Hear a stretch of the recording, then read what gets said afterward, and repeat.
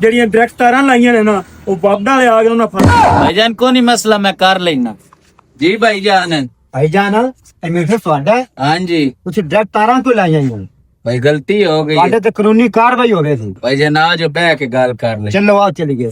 जी भाईजान कहो ਇਹਦੇ ਤੇ ਤੁਹਾਨੂੰ ਜੁਰਮਾਨਾ ਆਵੇਗਾ। ਪ੍ਰਾਈਵੇਟ ਜੁਰਮਾਨਾ ਹੈ 5000 ਤੇ ਗਵਰਨਮੈਂਟ ਜੁਰਮਾਨਾ ਹੈ 10000। ਦੱਸੋ ਤੁਸੀਂ ਕਿਹੜਾ ਜੁਰਮਾਨਾ ਦੇਣਾ? प्राइवेट जुर्माना ही दे लेने आ 5000 रुपये ਤੇ ਤੁਸੀਂ ਮਿਹਰਬਾਨੀ ਕਰਕੇ ਵੀਡੀਓ ਡਿਲੀਟ ਕਰ ਛੱਡੋ। ਠੀਕ ਹੈ ਭਾਈਜਾਨ ਤੁਹਾਡੀ ਵੀਡੀਓ ਮੈਂ ਡਿਲੀਟ ਕਰ ਛੜੀ।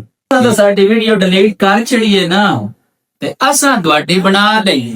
ਮਿਹਰਬਾਨੀ ਤੁਹਾਡੀ ਇਹ ਵੀਡੀਓ ਡਿਲੀਟ ਕਰ ਦਿਓ। ਜੀ ਭਾਈਜਾਨ ਤਾਬਿਆਦਾਰ ਵੀਡੀਓ ਡਿਲੀਟ ਕਰ ਛੱਡਨੇ ਆ। ਸਰਕਾਰੀ ਜੁਰਮਾਨਾ ਜੇ 20000 ਤੇ ਪ੍ਰਾਈਵੇਟ ਜੁਰਮਾਨਾ ਜੇ 10000। ਭਾਈਜਾਨ ਤੁਸੀਂ ਨਾ ਮਿਹਰਬਾਨੀ ਕਰੋ ਪ੍ਰਾਈਵੇਟ ਜੁਰਮਾਨਾ ਤੁਸੀਂ ਮੇਰੇ ਕੋਲ ਲੈ ਲਓ। ਜੀ